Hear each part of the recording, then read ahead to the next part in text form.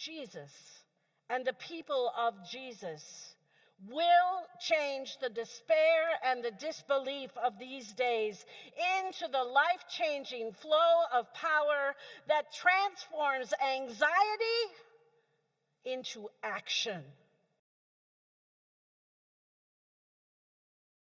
And speaking of instruments of grace, I think our choir.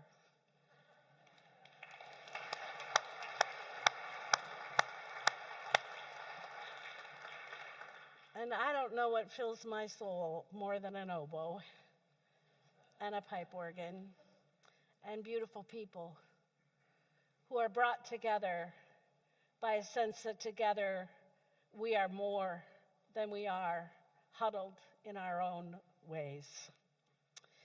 The scripture text for this Sunday was chosen in a time long, long ago when the world was different. There was no awareness when this text was chosen. It's a lectionary text for this Sunday. There was no awareness that it would be dangerously cold on this day. There was no sense that fires would ravage California. There was no sense that a ceasefire agreement would be reached in Gaza. Thanks be to God.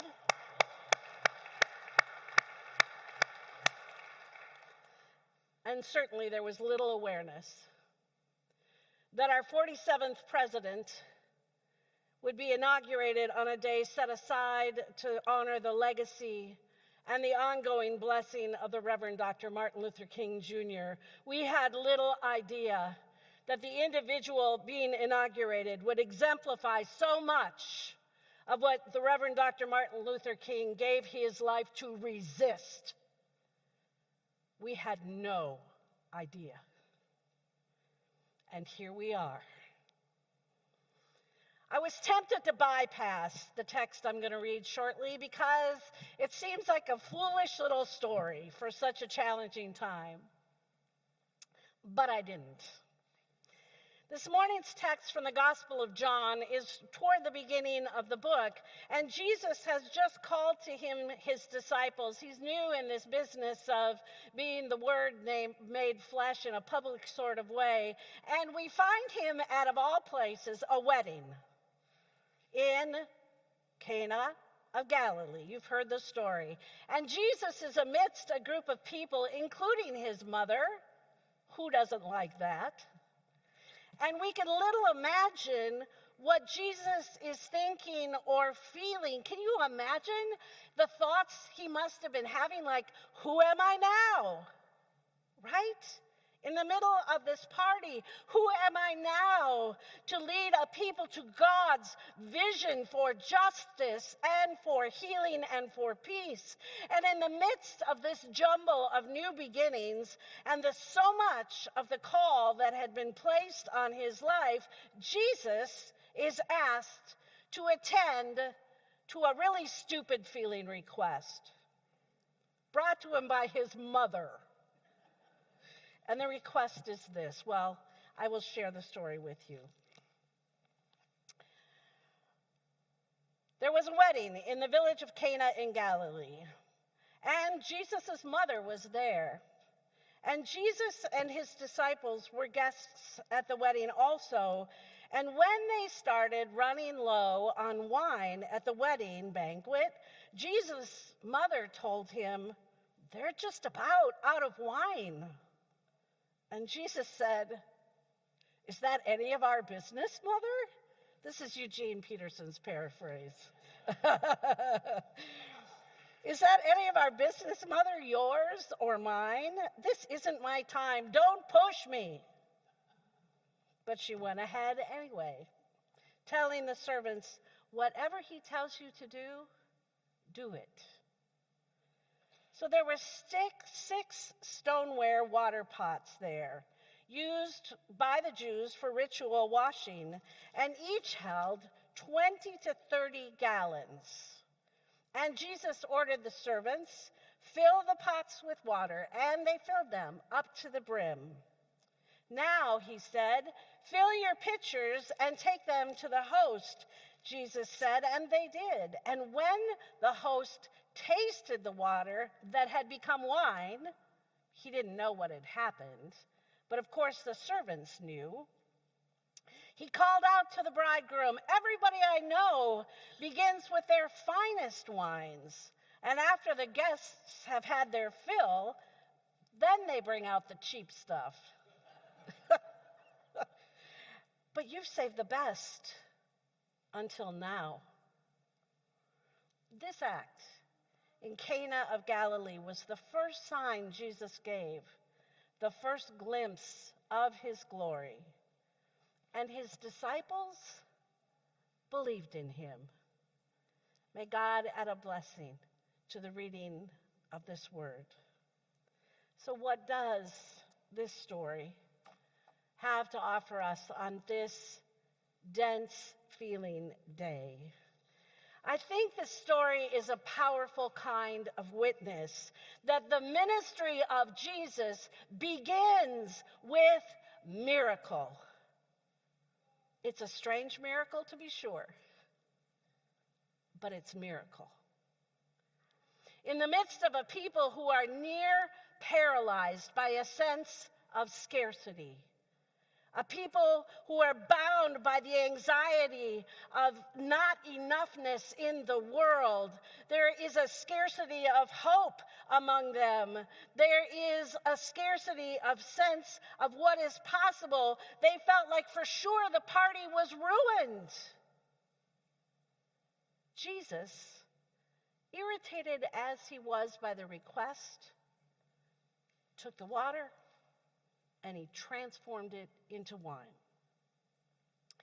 And you can feel this, can't you, a little bit? You can feel how it is to be near paralyzed by a sense of scarcity. Can you feel it?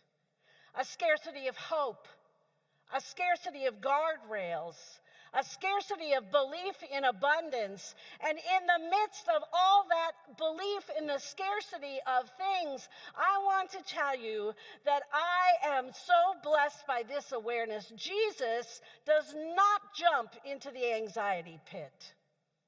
Did you catch that? He does back his mother down. And I'm not so sure as a mother I like that much. But rather than engage in a reactive leap to bedazzle people with his power, Jesus goes about the work to which he is called, which is this: Jesus transforms the ordinary into the extraordinary.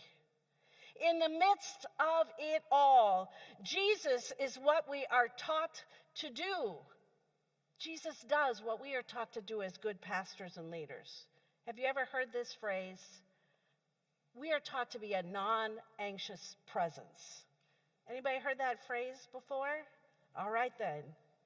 Jesus models what it is to be a non-anxious presence in the midst of a lot of anxiety. Jewish rabbi Abraham Joshua Heschel tells a story about a band, and I found this article in an article written by a UTS faculty member, so I just got to tell you, I got to cite my source.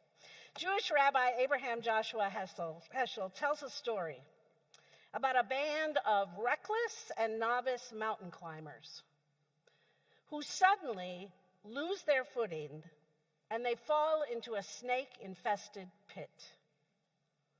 Every crevice became alive with fanged and hissing things, he writes. And the men started to kill the snakes one after another. But for each snake that they killed, 10 more seemed to leap out in that snake's place. And amidst this chaos, one man in the midst of the snake pit seemed to stand aside from the fight. And the others saw this, and they reproached him for not doing his part. But what he was doing seemed impractical to them. It seemed like he was avoiding the real and present dangers that beset them all. And it seemed like he was spending this time when they were all frantic to kill every snake they could find. What this man did instead, it looked like to them, was stare off into the clouds. And it seemed that way to them because what he was doing was illegible to them. They could not see. All of the social and material pressures around him were driving him not to think, but to get back to the more pressing business of killing snakes. But rather than succumb to that temptation, the man who no one else understood sought to make himself and his purposes more legible. And he said to his friends this: if we remain here, we will be dead before the snakes. I am searching for a way to escape from the pit for all of us. Listen, many of us, speaking in allegory, believe that we have run out of wine. Many of us believe that we are surrounded by snakes in these days. And our temptation is to pick up weapons of words, or weapons of hardened hearts, or weapons of I can't afford to hope anymore, or anything we can grab onto to discharge the sometimes terror of these days. We want to run to anyone or blame many ones, and I am one of those people, right? We're all human. These are frightening times. I experiencing them that way. And I am a woman who seeks to steep myself in the teachings of Jesus Christ. I want to lean into an awareness that miracles are real and that there is enough, and that the grace that God has given us permeates this world with a power, and that being part of a movement that bears witness to the lavish, brimming, intoxicating abundance of God's grace is more important to me than picking up something and whacking at snakes. Right? Jesus didn't turn a few bottles of water into wine. He transformed 6 30-gallon jars of water into wine.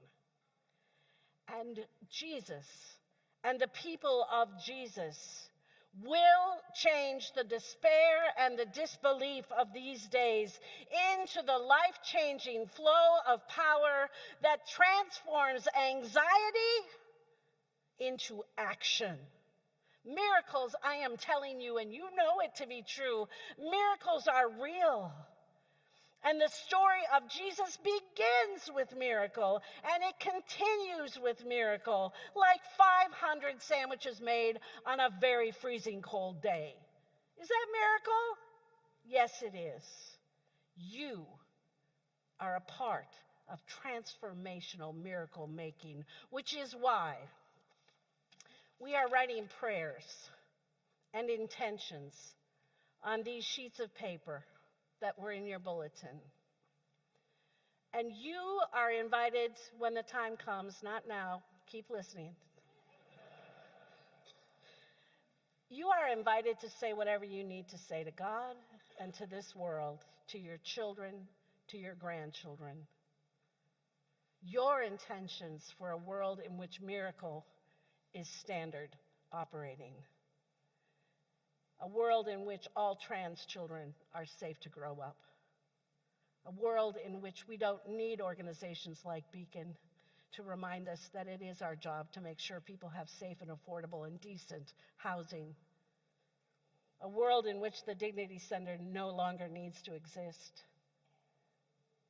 because people feel supported by the world around them.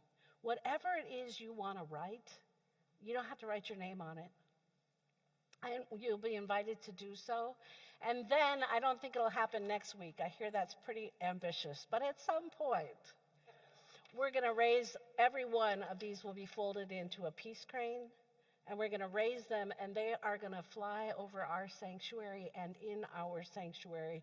And what this is meant to remind us of is that we are powerful beyond the telling, because we are part of an unfolding miracle. We'll write shortly, and I'll give you time to do that, but I want to end this day before the inauguration, with the words of the Reverend Dr. Martin Luther King, Jr. These words were first spoken in 1967. It was a year before he was assassinated. The speech in which they are found was called Beyond Vietnam. Many of you were alive at that time. The Reverend Dr. Martin Luther King says this: "Now let us begin. Let us rededicate ourselves to the long and bitter but beautiful struggle for a new world. This is the calling of the children of God, and our fellows wait eagerly for our response. Shall we say that the odds are too great? Shall we tell them the struggle is too hard? Will our message be that the forces of American life militate against their arrival as full humans, and we send out our deepest regrets? Or will there be another message of longing, of hope, of solidarity with their yearnings, of commitment to their cause, whatever the cost? The choice is ours, and though we might prefer it otherwise, we must choose in this crucial moment of human history. Our only hope today," he goes on to say, "lies in our ability to recapture the revolutionary spirit and go out into a sometimes hostile world, declaring eternal hostility to poverty, racism, and militarism. With this powerful commitment, we shall boldly challenge the status quo and the unjust mores, and therefore we will speed the day when every valley shall be exalted, and every mountain and hill shall be made low, and the crooked shall be made straight, and the rough places plain. Now let us begin. Now let us rededicate ourselves to the long and bitter but beautiful struggle for a new world." We are the people of Jesus Christ. We turn despair into action. Let it be so. Amen.